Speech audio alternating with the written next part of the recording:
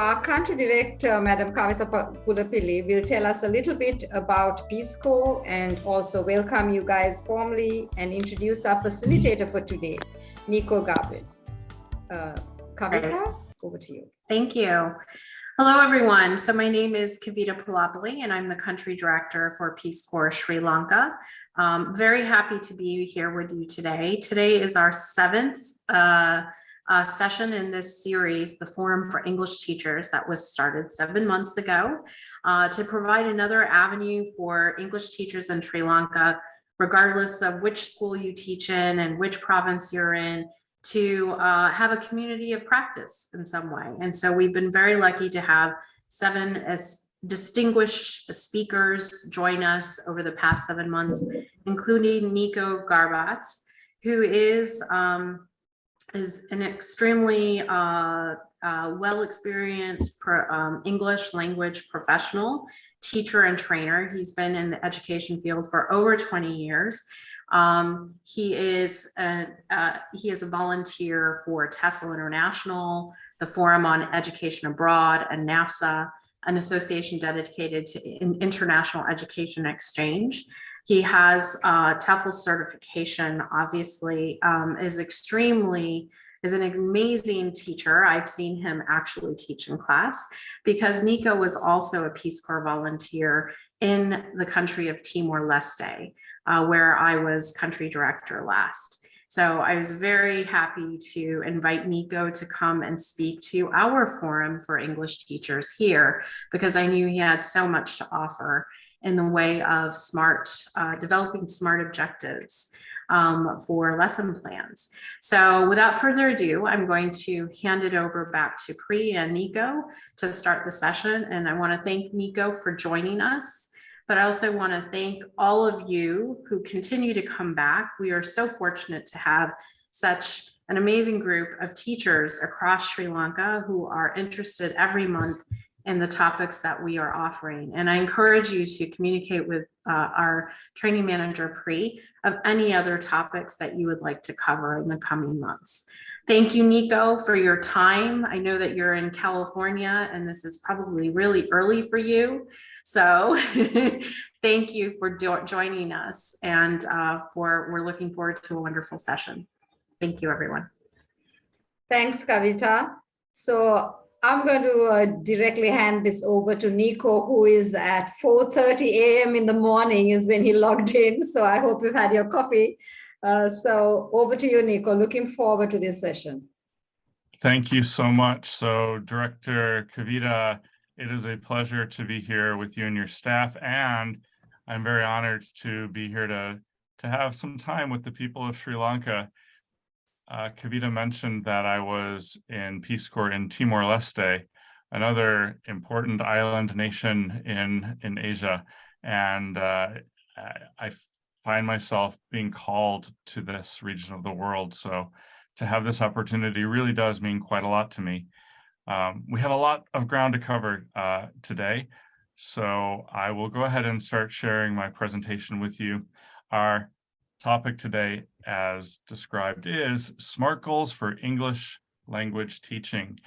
Hopefully this doesn't apply just to English teaching, but to things in your life as well. So I hope that this presentation is very practical for you.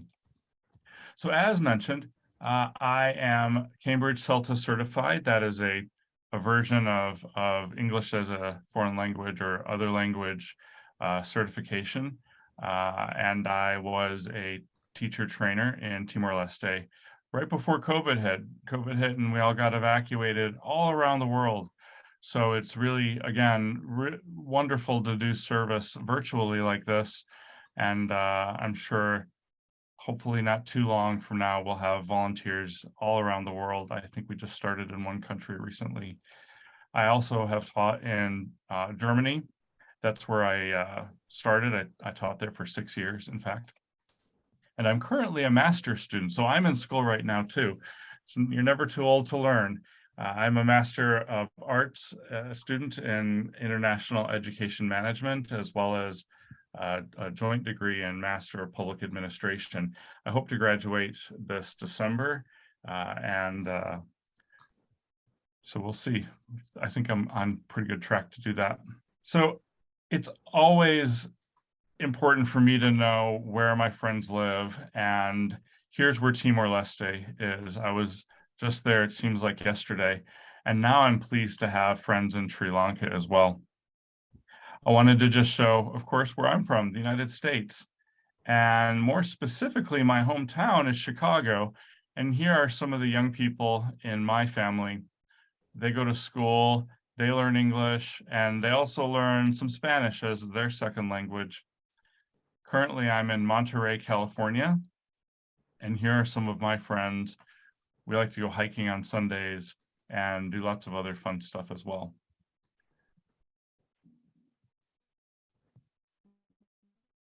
Okay, why are we here?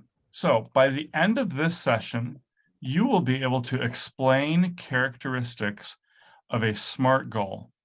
You'll be able to identify if a goal has SMART characteristics, and you'll add SMART characteristics to your teaching goals and learning objectives. After this session, as mentioned, you'll get a link to a recording and other materials. I also have some activities planned today, so I highly recommend that you get some paper and a piece of and a pen or pencil. Maybe you have a notebook, or if you prefer to type on your computer, that's fine too. You just need a place to be able to put down some of your thoughts later on. So here's our plan for today. First, we'll review some of Zoom's technical features so that you can interact with me and the other participants. I'll have you take a short pre-survey to get you thinking about our topic, and then we'll look at what is a goal. Then what is a SMART goal? And of course, you'll get to practice writing SMART goals too. Finally, you'll do a short survey to finish. And as I said, we've got a lot to do, so let's get started. There are 3 Zoom features that I'd like to review. First, if you would like to speak, use the raise hand feature. Second, it's okay to have your video off for now. Later on, we'll do some oh, you see my notes.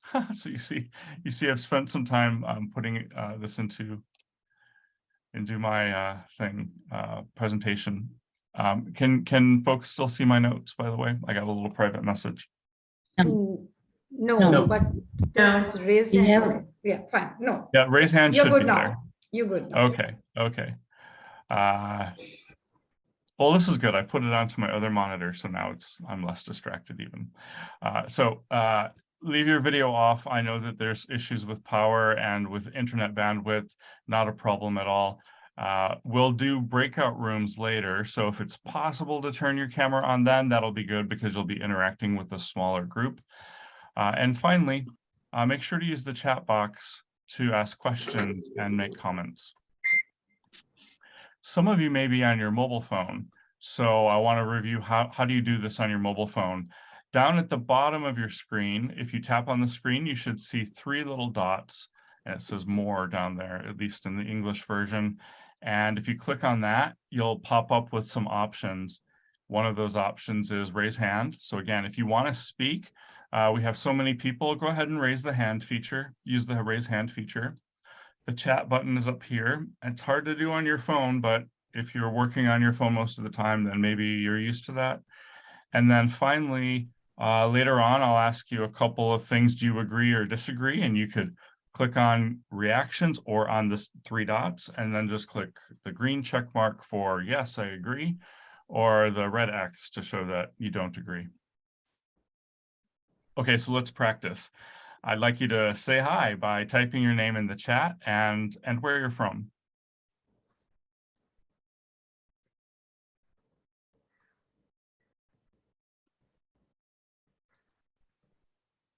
I'll start. Hi, I'm Niko.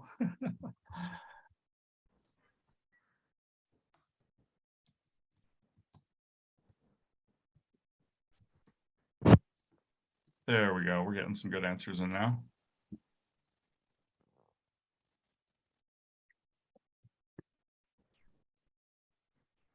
Kavita, also from Chicago. All right.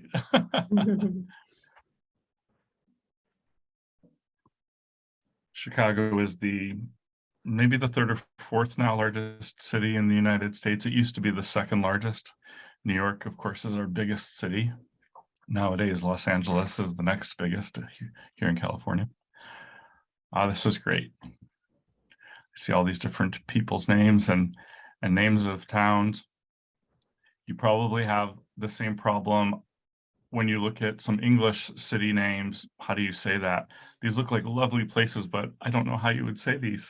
Colombo, I think I could say that one. So it's really wonderful to see where so many different people are from. The most exciting thing is they're from all over the island. North, south, east, west, every area. So that's very exciting for us at Peace Corps anyway. That really is. Kavita mentioned a community of practice. And this is one thing that I really focused on in Timor-Leste as well. It's how do you connect people outside of training like this? As teachers, we're so isolated sometimes because we're the only one in the classroom. We have all these wonderful students, but who do we turn to ask questions or just to give each other some support? So forums like this are wonderful for that. And so I really am pleased to see that. Okay, so I have a short activity for you all to do. And that activity is to take a little survey. I'm going to give you a link. I'll put the link in the chat. Take 5 minutes to complete this survey. And here's the link. And if you could go to that link and type in your answers, hit submit, that'll really give me a better sense of who you are. I even have a timer, so we'll just wait here for a little bit.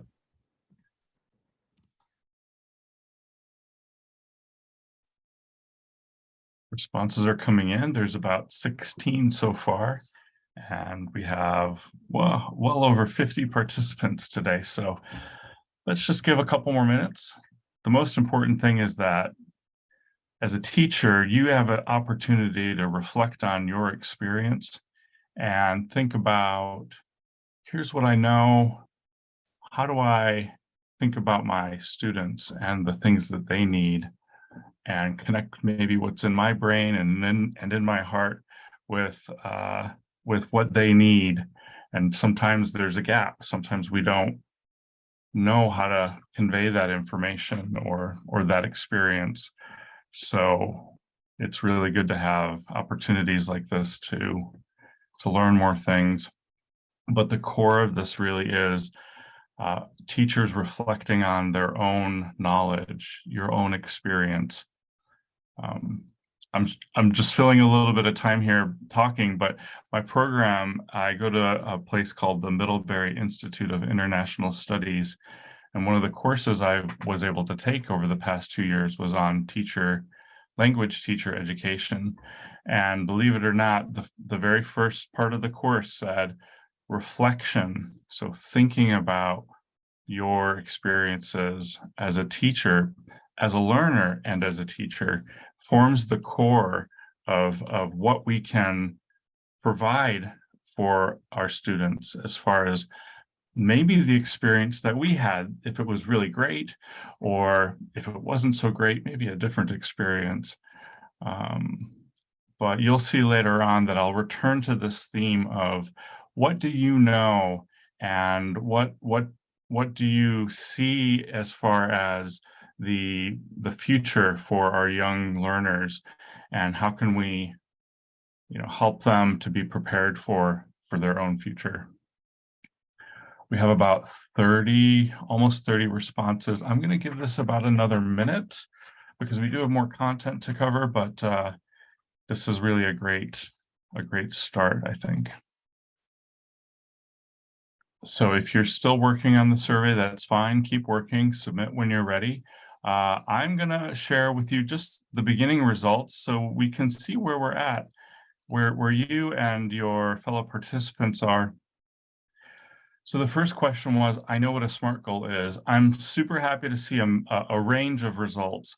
Sometimes people know a topic and they say, oh, that sounds interesting. I want to make sure I know it, or I want to learn more. So in the blue, you see you have colleagues here who have seen this subject, maybe they're masters of it as well. So it's not just me here, but you've got other people in your community that can help support your learning process. The nose, also perfect. You're in the absolute right spot. This is the training to learn about what is a SMART goal. And then the people who aren't sure, you're developing, right? So you might have heard about it and you're ready to sort of start to master this. I can explain what it is. So now you see those percentages of people who know the topic. It gets a little bit smaller. And then the people who can't explain it, it gets a little bit bigger, and that's completely normal.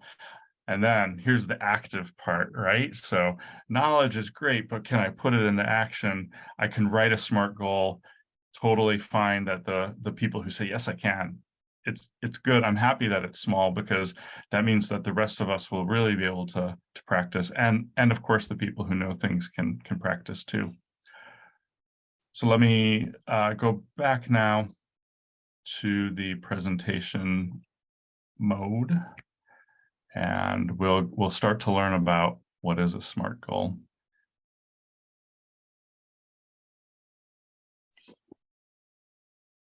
Just give me one quick moment to adjust my screen on my end. Okay, so yeah, thank you for completing that survey. We'll look at more results a little bit later when we review now that you've taken the survey, you've seen, is this specific, and some other things. We'll look at those again when we get to those parts of the model of a SMART goal. So to think about SMART goals, or really any goals, I want to start with just goals. Let's start thinking about people, right? So this is my host family in Timor-Leste. And here's my host sister doing a listening activity with her friends.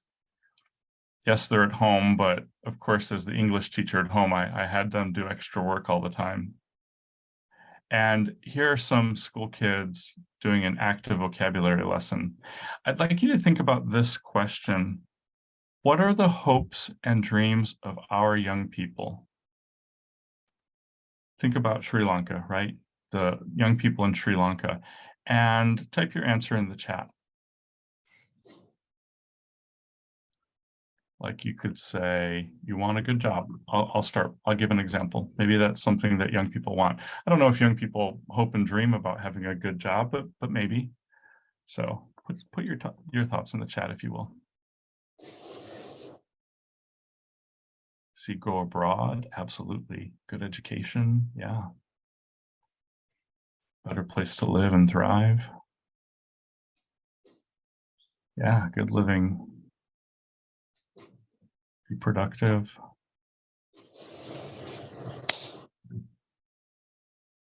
I think actually even at a younger age, people want to have resources. So to get a job, to take care of yourself, to take care of your families, and maybe someone special in your life. Those are important things. Be independent. Yeah, I love that. I read these, and almost all of them applied to me when I was a young person. I wanted to go see the world. I read about things in books, or I saw them on television or in the movies. And through learning foreign languages, I was able to connect with other parts of the world. For me, I started with French and then started learning German. And as you saw earlier in the beginning, I actually got to live in Germany for 6 years. And I would not have been able to do that without having a strong foreign language in my toolkit. Okay. One of my favorite quotes is that a goal is a dream with a plan and a due date. Planning things and then putting them into action can help make our dreams real. So let's look at part of our dream as English teachers. We want our young people to be able to use English so that they can learn more and get better jobs. We saw a lot of that in the chat. There's more things, but let's focus on this part of the dream that we have for our young people right now. But would we call this a goal, this concept? How do we turn this dream into goals that we as teachers and that students can actually achieve? To make a plan, we need a few more details. For example, what do we mean when we say can use English effectively? Well, the good news is you probably already have some ideas about the practical ways that people can use English at school and at work and in life. Before we go on, we're going to go into breakout rooms. I want you to take a couple of minutes. Here we go. I'd like you to take a couple of minutes to write down, just do number one. We're going to do number two in a moment. Write down what you think young people need to learn to use English effectively. Here's where you can use your paper or notebook, or if you have a computer document open, just type a couple of things to get a better job, to go abroad. What do people need to learn with English language in order to do that? I'll put myself on mute. If you have any questions, you can ask them in the chat, but this is a chance for you to think a little bit.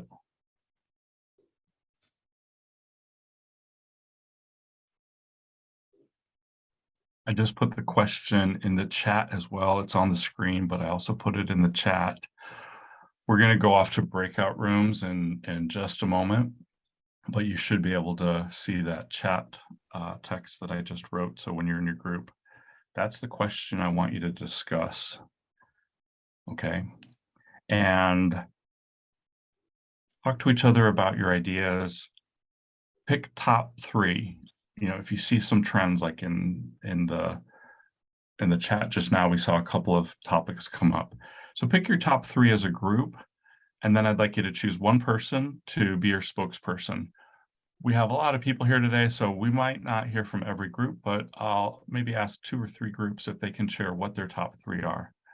So Priyanka, if you want to go ahead and open up the breakout rooms, then people can go into those and have a discussion. We'll take about 8 minutes for that. Okay, so should I open up now? Yeah. Yes, go ahead and open up the rooms.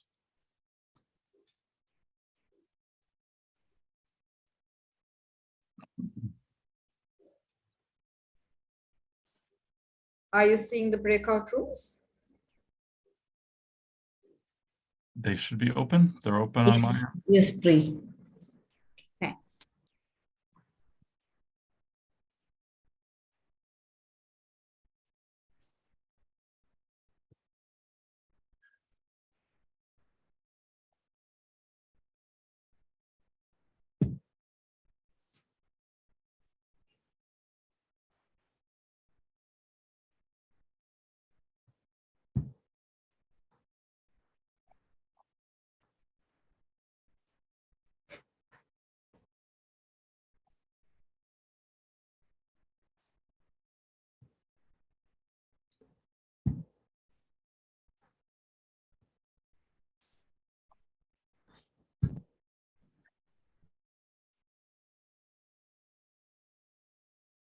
If anyone, if any participant is confused, like how do I join a breakout room, then unmute yourself and let us know, or type in the chat, hey, I'm lost.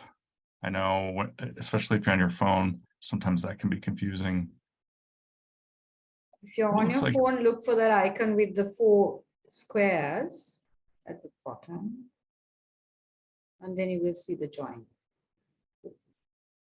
Thanks, Priyanka.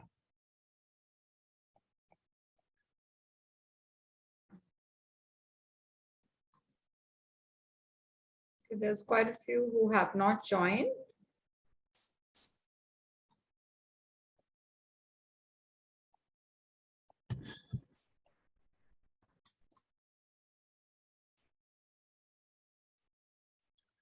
Priyanka, you might pause the recording until we come back. Yeah, sure.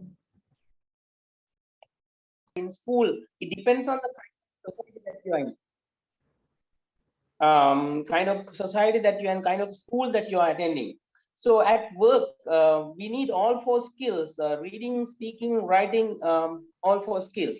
And when you say writing skill, we need to communicate in English, and listening, we have to get instructions in English, and we have to tune our ears for listening ability. And speaking, of course, we need to communicate at work. Reading, to read and follow the instructions. We need English at work. And in life, we have different aspects such as professional life, business life, and social life. So all three aspects, to be successful as a human being, we need English. So that's the summary of our discussion. That's really great. Thank you so much for that. You covered some, fortunately, you're going to see on our next slide, some of the areas that I highlighted as well. Again, for time, let's go ahead and move on. But if you want to put your group's top three in the chat, you're more than welcome to do that. So let me go ahead and share our screen again. And right, so communication skills and knowledge, those are things that maybe that's the big topic for a lot of the things that we just talked about. So let's look at some of those. The 4 skills, 100%. Listening and reading, where you're receiving information, and then speaking and writing, where you're producing information. And then there's supporting knowledge. So when you're communicating, what are you communicating about? And of course, there's English for what, right? You need some context to make your conversation relevant. And this is where we then might break into a vocabulary lesson or look at dialogues. So you could do things in class, restaurants. These are some of the examples that were just mentioned by the participant, absolutely. And then a lot of people like to say, well, grammar as well, that's very important. That's what we learned as when I was starting, and that's what we should teach our kids. And I agree that the structure of the language is also important. Which one should come first? You know, that's a matter of debate. But these are the typical elements that we talk about when we're thinking about language. Now, as I said before, we talked already about you start with your knowledge, right? What do you think students need to be successful? Of course, we also have our national curriculum. What does that mean? So typically that means that it's your teacher books, your student books for the English class. Exams were mentioned, and there are lots of different ways to approach exams. I could go on and on about that in a separate session. But one of the things that we look at internationally are different standards, proficiency standards. In Europe, the Common European Framework, or CEFR, is a wonderful standard that shows students' abilities. What should they be able to do when they're communicating English? What is the content that they should know? In the United States, ACTFL, ACTFL, is another big standard. These are just 2. There are many different standards out there. And of course, to enter university as an international student, so if you're from Sri Lanka and you go to the United Kingdom, Australia, or China even, then you might have to take an entrance exam for your English language. IELTS is popular in Europe. TOEFL is also popular in the United States. Again, there are a wide variety of tests out there. Regardless of the standard that you're using, we typically are seeing a focus on a can statement and a do action. So I can, as the English speaker or writer or what have you, I can identify general topic and basic information in context by recognizing words, phrases, and simple sentences. This is from the ACTFL proficiency benchmarks. Again, CEFR has their own version that's somewhat similar to this. So I want to take a look a little bit more in depth at this. First of all, action words for your goals and objectives are the way to go, right? In the old days, you might say students will learn about something. Learning is the very beginning, right? And then repeating, memorizing, and reciting, those are old school techniques, and sometimes that's what you need. But as we move forward in a modern context, we need to be more active. We need to be using different thinking levels, understanding, applying, analyzing, and so on. this information will be available for you to look at, but this comes from a researcher, an educational psychologist from last century called Benjamin Bloom. Maybe you've heard of Bloom's taxonomy, and that's where this has been adapted from. So we have this can-do statement from before. I can identify the main topic and some basic information as I listen to a short dialogue. How do you make that a learning objective? We just change some of the language in the beginning. By the end of this lesson, students will be able to, and then the rest of your goal. This first sentence is very common and, excuse me, in the American system. So if you get your teaching certificate here in the United States, many teaching institutions follow this format. When I got my certification that was in the United Kingdom about 20 years ago, we also followed something very similar.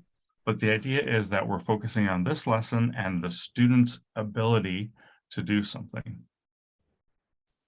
I'm going to try to go back to my slideshow presentation and see if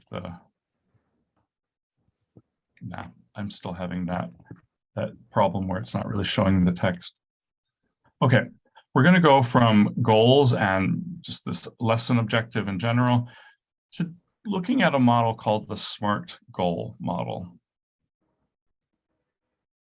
There's 5 parts, and if you took the pre-survey, you've already gotten a taste of what these are. It just means that when we have a goal, we want to look for these different characteristics. Is it specific? Can I measure what I'm doing or what the student is doing in the goal? Can the student achieve this thing?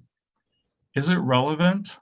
And is there some time component to this or time bound? So I'm going to use this example. At the top of the screen is my goal. I want to exercise more. To make it more specific, I can say I will jog more. So jog is an actual exercise, right?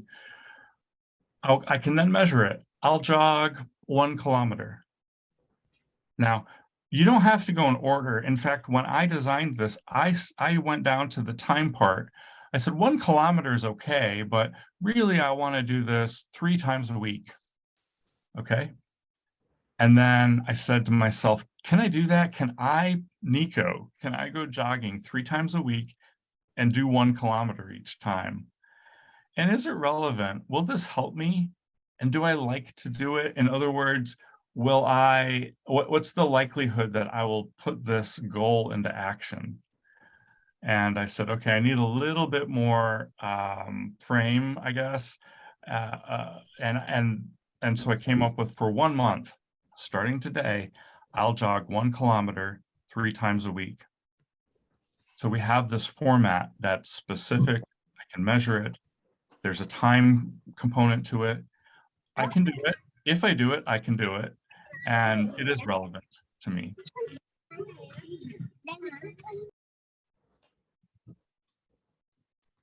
I'm going to try this one more time. Right. So I want to walk you through my process in developing this real quick. There was my goal. I started with be more specific. And then I said, will this specific thing, the jogging, will it help me? Do I like it? And then I add a measurement. Then I added the time. And then I said, can I do this? And then I supercharged it to give me really like a start and finish kind of a feeling with the 1 month and starting today. Okay, so let's practice this.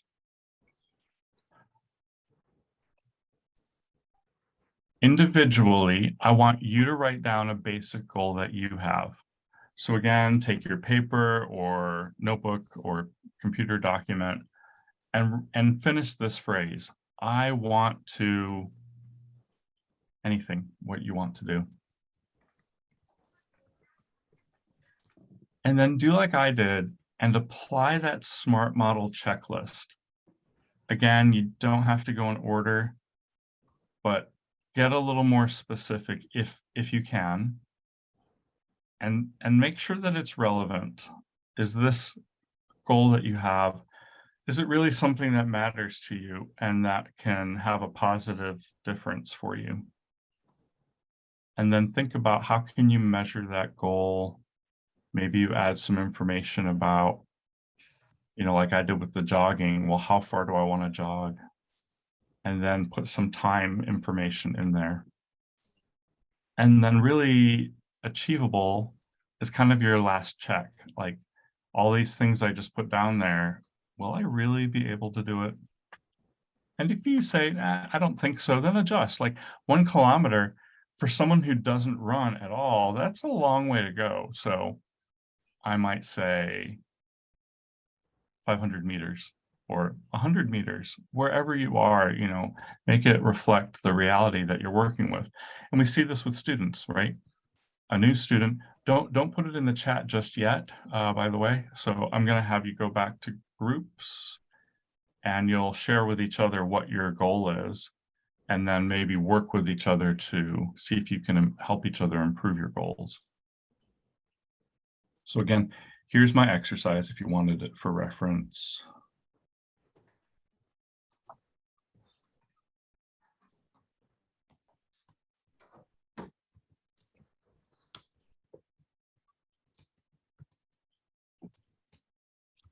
And at this time, I'd like you to go ahead and join a breakout room again. And this one will take, so the individual part that you're working on now is you writing your goal and making it the SMART checklist. Now go ahead and let's do a breakout room for about, let's do 5 minutes in the interest of time. Share with your group your goal. And then if you have any feedback, be constructive, be supportive of one another. But let's take 5 minutes for this sharing exercise in the breakout room. So if we can open those rooms again, that would be great.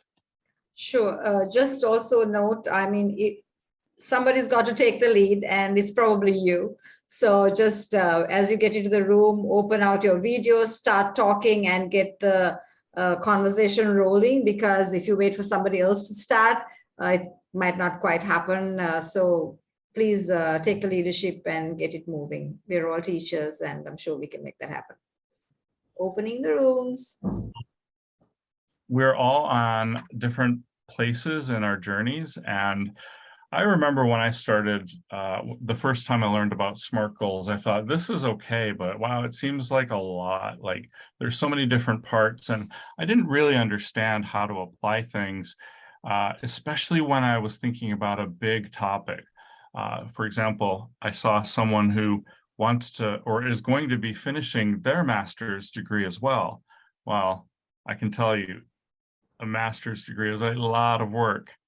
And it made me think that we can have a big goal, which is to finish this degree, right? And sometimes we need to make it smaller and smaller. So what are the components of getting that big thing, right? So it's almost like it feels like getting this degree is a dream, right? I might have all these different plans, but those plans are much smaller things. And honestly, sometimes it's very basic. Like my plan is to go to bed early. So I'm going to be specific. I will go to bed at 8:30 p.m. I will wake up at 4:30 a.m. That's 8 hours of sleep every day, except maybe Saturday, Sunday. And I will go to the fitness center and eat a good breakfast. And I will do that every day, right? So all these little goals can then add up to that big dream. At this point, I want us to focus on, and I apologize that we can't really in this format look at each of your progress specifically and give you feedback on these things. But later on, I'm going to provide you my contact information. And I mean this, if you want to send me an email, say, hey, Niko, I like this idea. Here's a goal that I was working on. Can I give you some feedback? I would be happy to give you some feedback. And so let me go ahead and share my screen again, because I want to take this idea of like personal goals and see how, just get a preview even, because we don't have a lot of time left. Let's take a look at how could we apply this to learning objectives? So our class plans and the things that we are preparing to teach our students. So I'll share my screen then.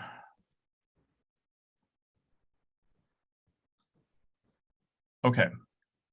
We're going to try to apply SMART concepts or SMART components to a learning objective. Remember this learning objective we looked at about 20 minutes ago. By the end of this lesson, students will be able to identify the main topic and some basic information as they listen to a short dialogue. Okay, I actually want to work on this as a team. So I'm going to switch over to a Google document.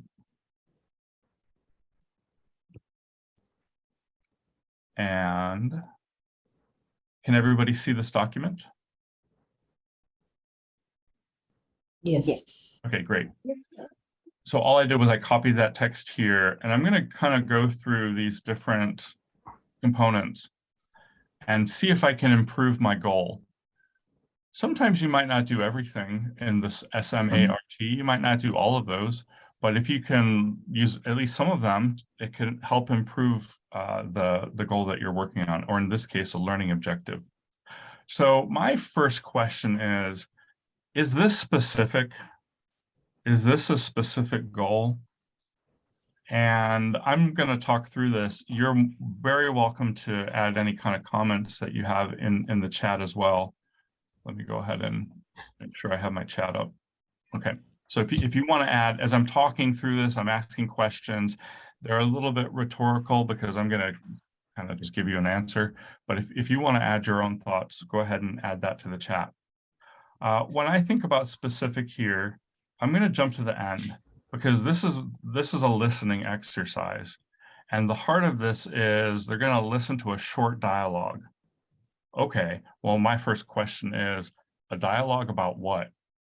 Right? And of course, this will depend on what level is your student. Are they just beginning to learn English, or have they been learning it for 10 years?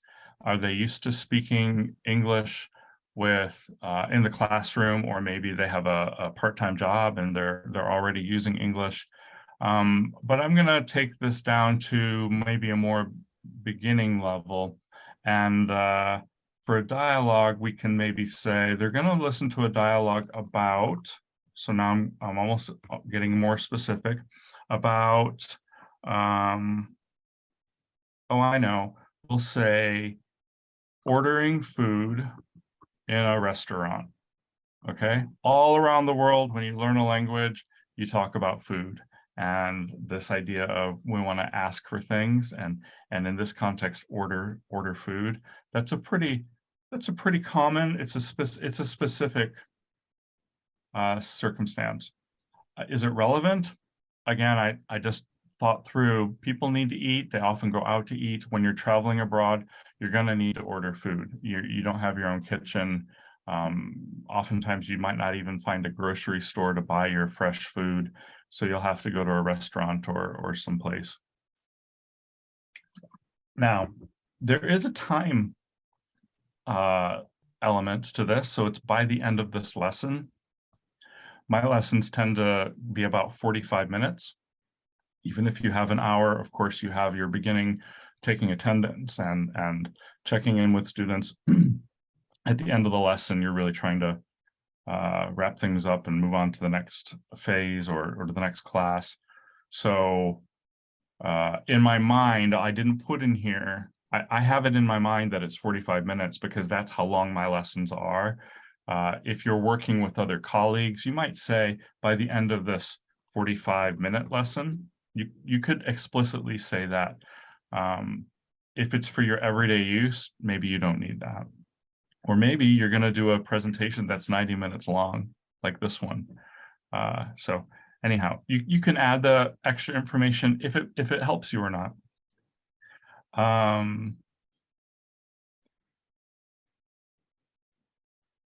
And let's see, they're going to identify the main topic and some basic information. So here's where in my lesson plan, I'm probably going to put more details like how much does, or let's start with what is available to order, right? Like what is on the menu? How much does it cost? And some other, think through it. What are other typical parts of that dialogue? So I might not put that in my learning objective, but later on in my lesson, that's the kind of specifics that'll be part of my planning process. So I'll take that out for now and just put a little star here, to show that I'll have that in there later on. So is this measurable? I think this is the one thing that we often miss when we're creating a goal, is it's great to say we'll do this thing, but how are we going to measure this? Okay, and you might put at the end, so at the end of this lesson, students will be able to identify some information as they listen to a short dialogue about ordering food. We could say we will check this by, how would you check a listing exercise like this, right? By having the students complete a gap fill exercise, right? So maybe you give them the dialogue, but you leave some key information out. Maybe you leave out the name of the dish, right? Here's the dialogue. I want to order blank. And then when they hear, I want to order pizza or pasta, right? That's the word that they'll have to write in the blank. And then your measurement is when you have the students check their answers, or if you as the teacher, if you check their answers, then you can verify if they got the right answer or not. So that's how I added that by having the students complete a gap fill exercise meets that measurement objective. So let me just go through these again now that I've just added a little bit to basic learning objective to see if it's smart. It's specific. Yeah, we've got a context that's ordering food in a restaurant. It's relevant, something they need to do. There's a time bound thing to this activity. I can measure it now. And is it achievable? Well, we hope so. If we have been teaching the students previously about vocabulary for food in a restaurant, if we've been teaching about prices, so how much do things cost, if those are lessons that we had previously, then this should be a realistic exercise for the student. Okay, we have about a little less than 10 minutes left. And I just want to show you the form that I used in that exercise just now. So by the end of the lesson, again, that's your time. Feel free to put in 45-minute lesson, 60-minute lesson if you want. Students will be able to do a specific action. Like in the last one, it was listen and identify information. The relevant context was in a restaurant to order food, and measured by, that was the gap fill exercise or some other exercise. Maybe, well, I won't go into that. Assessment is a whole nother wonderful topic, as we talked about earlier.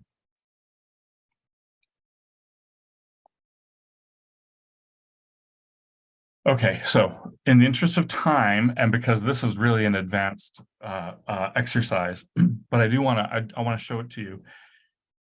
Here is another learning objective that I took from the ACT-TOEFL proficiency list. By the end of this lesson, students will be able to have a spontaneous, so that means they didn't memorize it.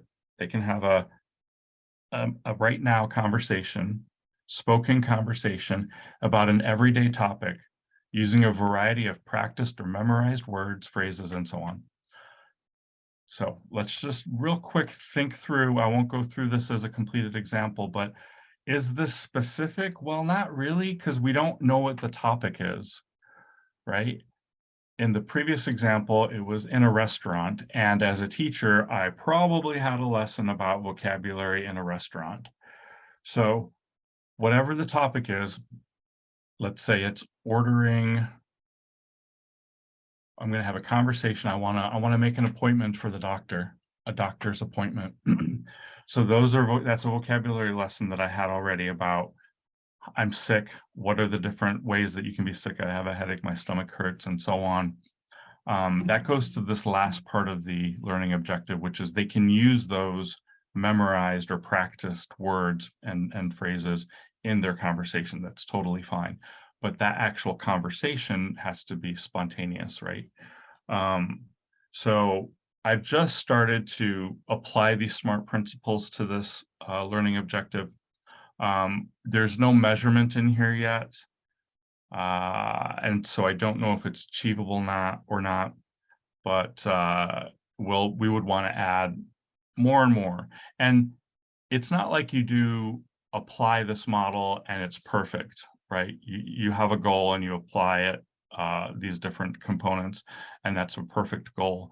Well, you try things out, and if the different components that you added, if they make sense, if they're successful, great, do it again. If not, then you learn from it and you adjust for next time. So this is very high level. So I promise you, if you feel like, wow, Niko, this one here, it's too confusing for me. Don't worry, it's okay. I want you to go back and think about the jogging one. I want to exercise, make it more specific. I want to jog, and then add more components as you go on. So we're really nearing the end of our time together. And I'd like you to take that survey one more time. It's shorter this time. And let me copy and paste. Sorry, let me copy and paste that link into the chat. So if you will go to this link, it will look similar, but it's a little different. And at the very end, I'll go ahead and actually I'll do that now. I'll put my contact information in the chat also. So if you want to reach out, you are welcome to do so.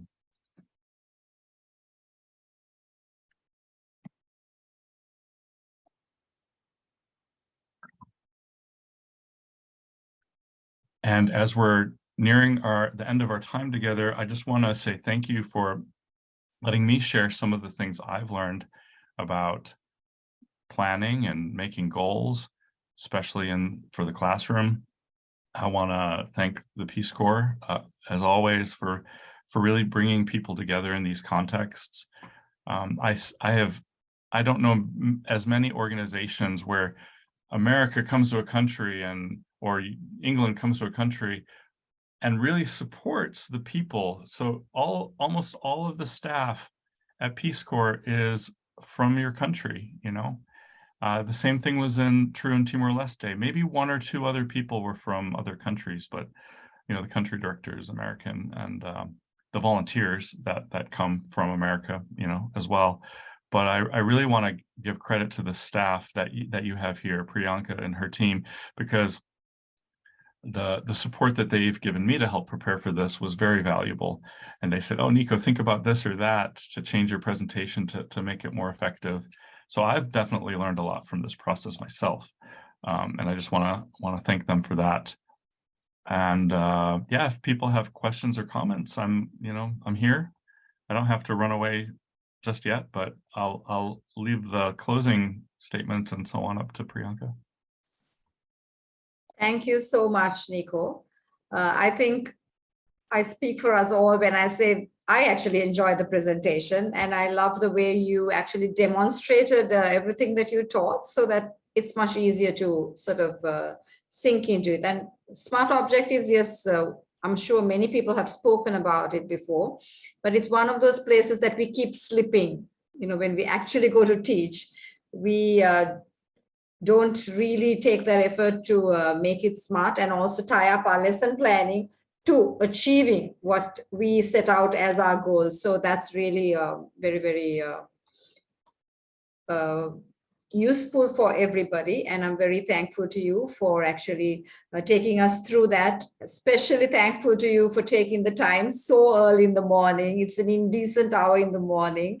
And I'm very, very grateful. And this is not the first time, guys. We made him come 3 times, right? Just to practice, make it happen. So a lot of preparation. I also want to thank my colleagues for being around and helping with the dry runs and all of that. I want to thank each and every one of you on this call, because there's just so many of you and you have been so interactive, getting involved enthusiastically. And that's like a dream of every trainer, especially one who's doing online, because it's not that easy. So what I've done is on the chat, I've put the next 2 sessions. The next one is on the 28th of October, and it's converting textbook lessons into speaking activities, and it's done by Ms. Sajani Somatunga, who I believe is on this call. So looking forward to having her with us next time. And the next one is on the 18th. It's assessing language acquisition. Interesting topic. I think you alluded to assessing being another big story, Niko. Thank you for pointing us there. So we're going to have that with Lizette Peters, who was actually an RPCV from Sri Lanka. So she knows her Sinhalese well. Unfortunately, not too much Tamil. She's been in the Sinhalese area. So looking forward to that as well. And on the 9th, we might have actually a panel when we will move to the next phase of the FED series. So that's our plan, and looking forward to having all of you with us in the next few events as well. And thank you.